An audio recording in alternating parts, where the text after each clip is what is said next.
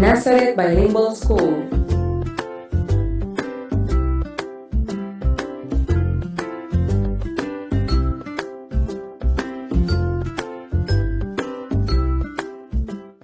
Anchor text: Theo and Charlie by Jimmy Kalal.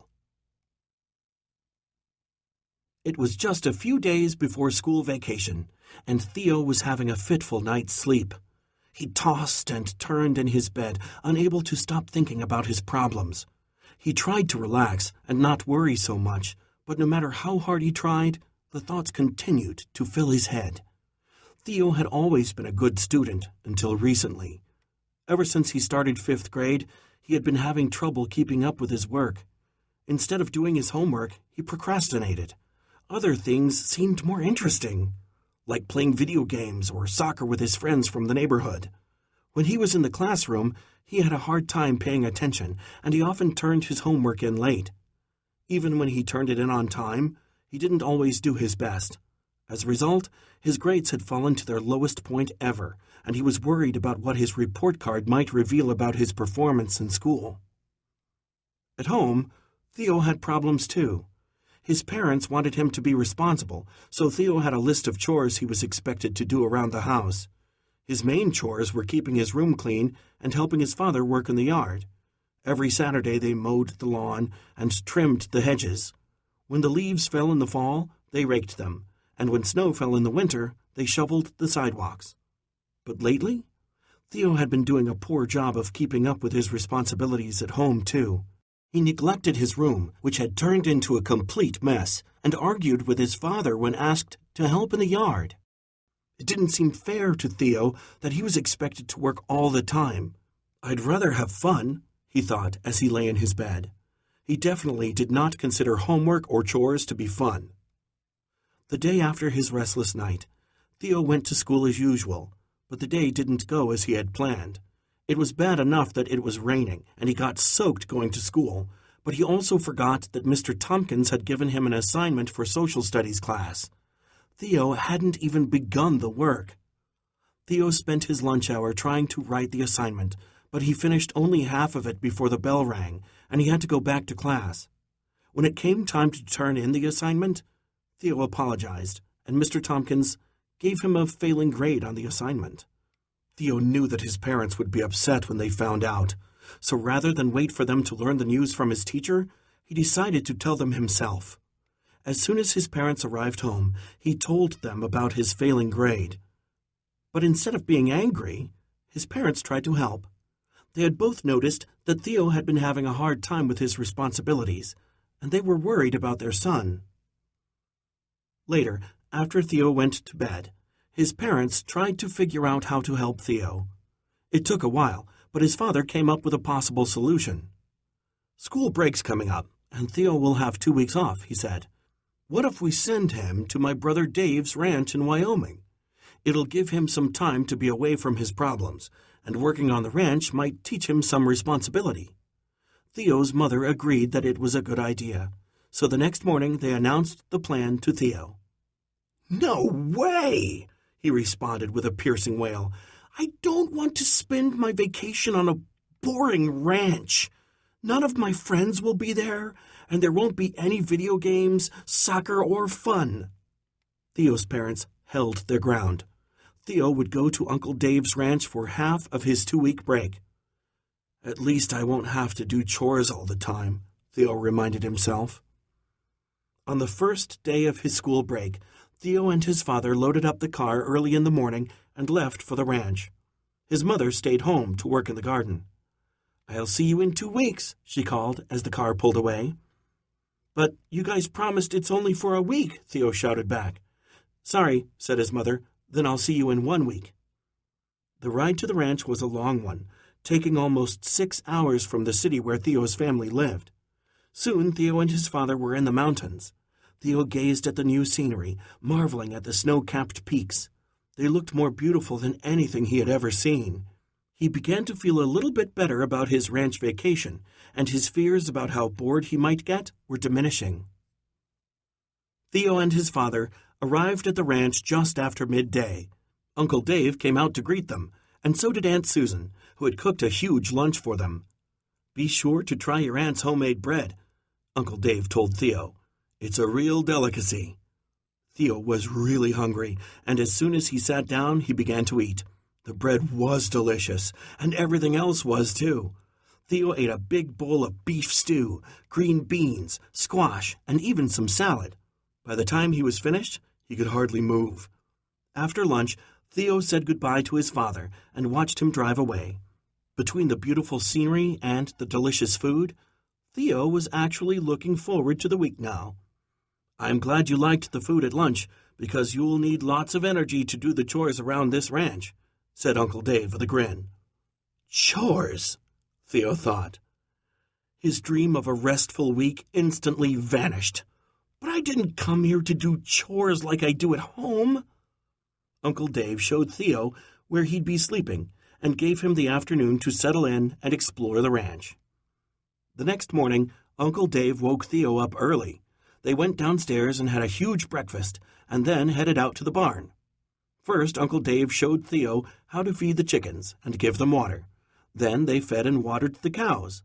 The animals had to be tended every morning and every evening.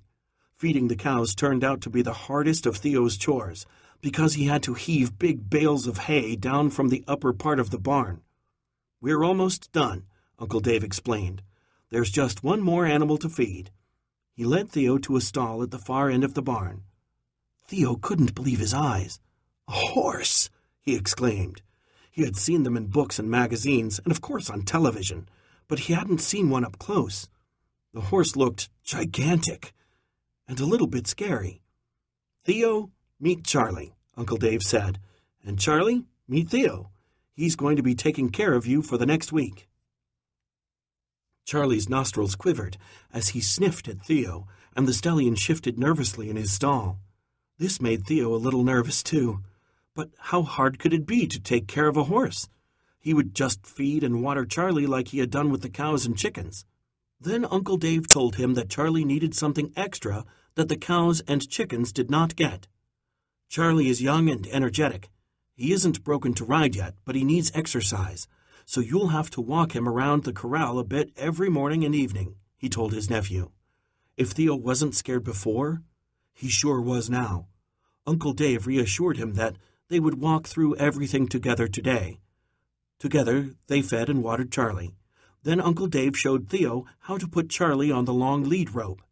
Together they led Charlie out into the corral.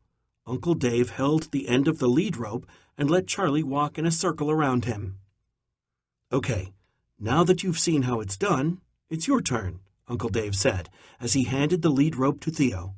Uncle Dave told Theo that what they were doing was called working on a line, and it was good practice for a horse and a trainer.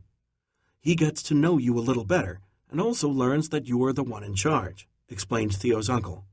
It took a while to get used to being in control of this large animal, but soon Theo was having fun. When they were done, they put Charlie back in the stall. "When you bring Charlie back, brush his coat and make sure to latch the stall door tightly," said Uncle Dave. "This is a very adventuresome horse." Once Charlie got out of the stall, jumped over the corral fence, and ran away. "I'll be sure to be careful," Theo promised. After lunch, there were more chores to do. Theo and Uncle Dave repaired a broken section of the fence that held the cows in the field. Then they went into town, in Uncle Dave's truck, to pick up some bags of grain. When they got back to the ranch, they even made some repairs to the tractor before it was time to feed and water the animals again. By the end of the day, Theo was exhausted. He couldn't believe everything he had accomplished in one day, but mostly he had enjoyed working with Charlie. Theo already liked the big brown stallion, and he was pretty sure Charlie liked him a little too.